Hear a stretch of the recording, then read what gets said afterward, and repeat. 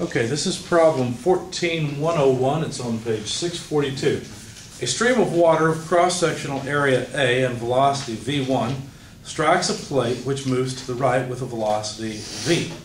Determine the magnitude of the velocity of the plate, knowing that the cross-sectional area of flow is as given, the velocity of the stream is as given, and the force is 360 newtons.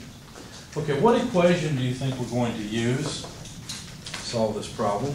Summation of force equal mass of flow rate. Change in velocity. Good.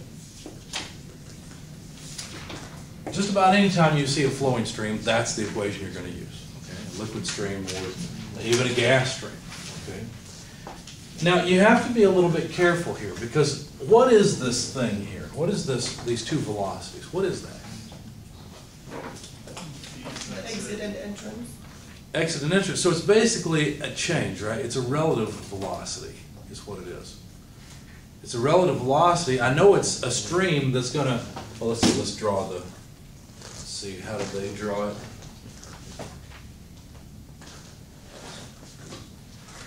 They drew it like this. Here's the nozzle. Here's the flowing stream that's coming in with some velocity v1.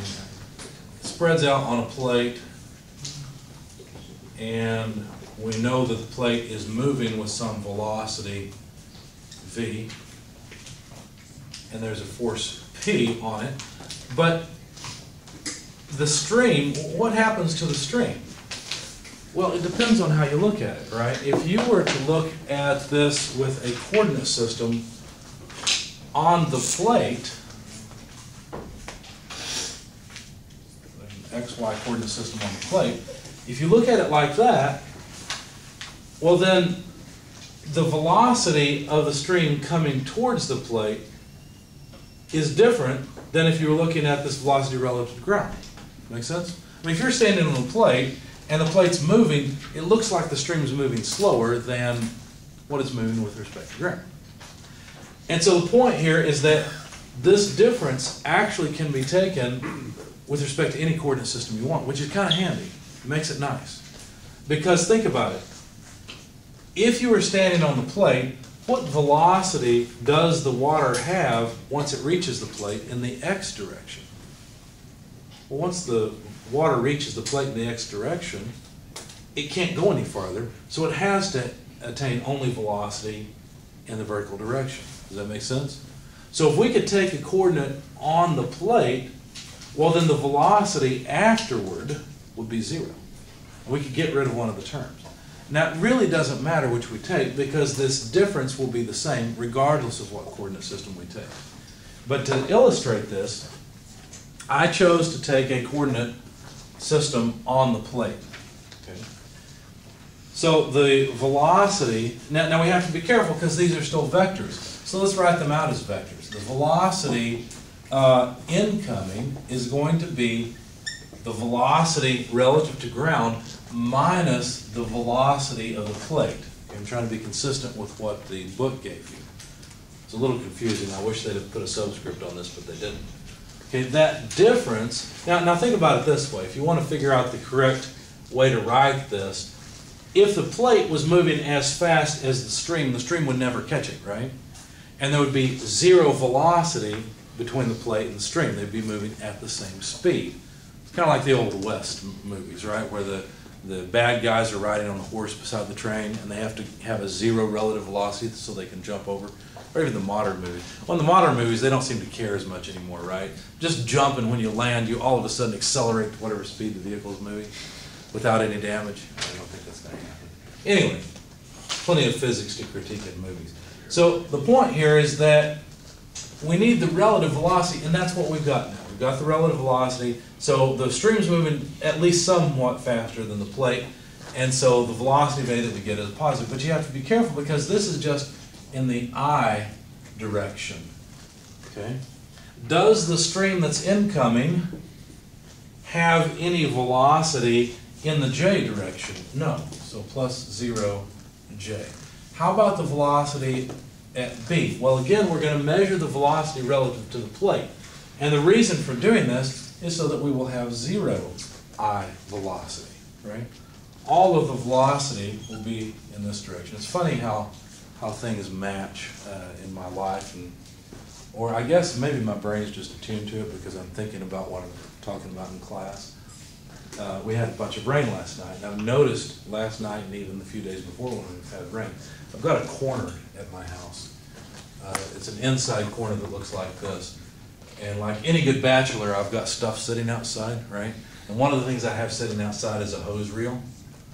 So it's sitting in this corner. And I've noticed if I look at the pattern on this wall where there's rain, of course I have no gutters on my house right now because it's under construction, right? It's been under construction for a few years. But anyway, I noticed it's really interesting. This inside corner, I draw a wall coming out this way, where this piece sits, there's a really defined line where the water comes, splashes onto the top, and then comes up and hits the wall. It's a really sharp cutoff. It's very interesting to me. And I think part of the reason is because this being an inside corner, there's actually a valley here, so there's actually a lot of water coming off the roof. And so its height is about the same all the time. And I've got water coming off many different ways.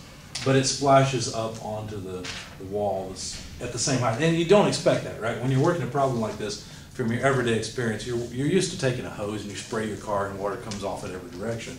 And then you see this highly idealized flow and say, well, I know that some of the water is going to come off this way, right? So there is a break between reality and theory here, but by and large, this is a decent approximation to what's going on. Okay, and I found it interesting that this was so predictable, when you would think that it's not, but the average over time is actually fairly predictable. So anyway, where were we? Oh yes, the velocity after impact. Well, there's no x component velocity because it's just moving with the plate in the x direction. But now there would be some velocity in the y direction, and I'll just call that plus vb in the j direction. I don't really care about it because the only components I'm interested in are the x components. I'm only interested in this direction, right? I shouldn't have done that. Oh well. Because what I'm interested in is the force on the plate and the relative velocities and all of that. Okay, now, there's one more problem here. I've taken this coordinate on the plate, and if you stop and think about it, this mass flow rate is somewhat in question. Because if the plate, let's say that the plate is moving at the same speed as the stream, okay? Let's take it to that extreme limit. How much force do we have to apply to the plate to resist the water stream? Nothing, right? The force P would be 0. On the other extreme, let's say that the plate's sitting still. Now how much force? Well, now there's some force, right? Because you know that when the water impacts the plate, we've got to change the momentum of that water, and so then the amount of force we have to apply would be larger. In fact, it'd be even larger if we move the plate this direction while the water stream's coming this way, right? So it just depends on how much mass flows across the plate. Let's do it this way. And here's where students get confused. They think, well, what's the mass flow rate coming out of the hose? But that's not the mass flow rate that's right here. This mass flow rate is the amount of mass per time whose momentum gets changed. Does that make sense? Because this equation only talks about fluid whose momentum is changed. If the fluid never reaches the plate, its momentum is never changed, and therefore the mass flow rate is 0. Even though there's mass coming out of the nozzle, the amount of mass per time that gets its momentum changed is nothing. Now, if the fluid stream does reach the plate, then what we really need is the mass flow rate that's changing. Does that make sense? Okay. So we've got to figure that out. That's not quite so easy. I gave you an equation for the mass flow rate. It was m dot equals rho a v. Remember that? Okay. We're going to use this again, but we have to be really careful because this velocity here has to be the relative velocity because we need the mass flow rate across the plate. If the relative velocity is 0, the mass flow rate across the plate is 0. If the relative velocity is all of it, then it's just V1. Okay? So the note you need to add to that equation is that that velocity is a relative velocity. Okay? So that you actually get the mass flow rate that's being changed. Okay? Or the rate at which the stream's momentum is being changed. That's what we really want. Okay.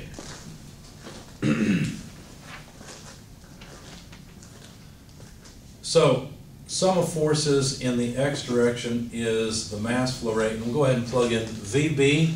Well, that's just a 0 minus VA. VA is V1 minus V, at least in the coordinate of interest. Okay. And by the way, what forces are there? Well, these are forces that act on the water stream. Well, there's just P, right? P acts on the plate acts on the stream, and so the amount of force the plate applies to the stream is just equal to P.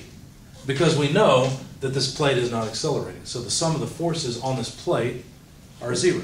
Therefore, the water applies a force of P to the plate, which just balances this P. So the plate applies a force to the water of just P. Does that make sense? So the sum of the forces is just negative P. I tried to say that several different ways so that you would all understand it. I hope I didn't just confuse you. Does this make sense so far? So we just have negative P acting on the stream, and it's negative because it points in the opposite direction to the coordinate. Okay. So now how about the mass flow rate? Well, like I said, that mass flow rate is going to be the relative, it's going to be based on the relative velocity. So that's just V1 minus V. And then we have to multiply that. Let's get rid of the 0. That's obviously gone. And this would be negative V1 minus V. Okay, equals negative P. Now my P's and my rho's look a lot alike. I apologize for that. This is supposed to be the density of the water. This is the force P. And what do you see? Well, you see that we can pull out this negative sign. We'll get negative rho A. But these two terms are the same, so we'll get V1 minus V, quantity squared, equals negative P. We can cancel those two negative signs. And now we can calculate the force P. I think that's what we were asked for, wasn't it? Let's see. No, we're supposed to determine the magnitude of the velocity of the plate. So here's our unknown. They told us the force P in this problem. The previous problem, you were supposed to find force P. Okay, well, no big deal. We can solve for it. So V1 minus V equals P over rho A square root, to take care of the square. And so the velocity of the plate V would just be equal to V1 minus square root P over rho A. Okay? So now let's calculate the magnitude of that velocity.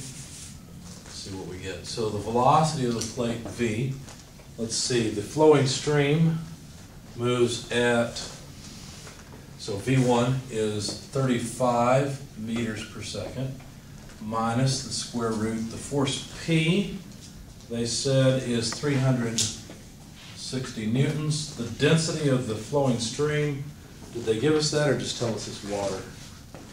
I think it's like 1 gram per cubic centimeter. I like to use 1,000 kilograms per cubic meter because usually it works out better. So they didn't tell us, but we can just take the density of water, 1,000 kilograms per cubic meter.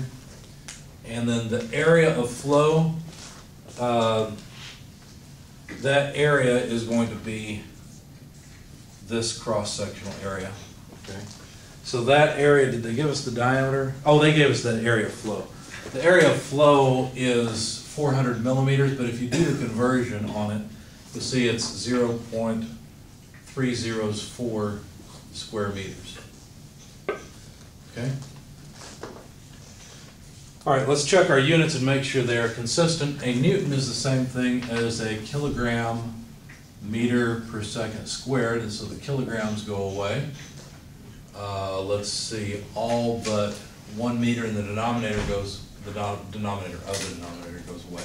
So So that moves up into the numerator, so we'd have meters squared per second squared, which will be meters per second once we take the square root. Okay, so when I did this, I got 5 meters per second for the velocity of the plate itself. Okay. I've forgotten who asked this question. Did that answer your question though? Whoever asked it? Any questions or other problems on this?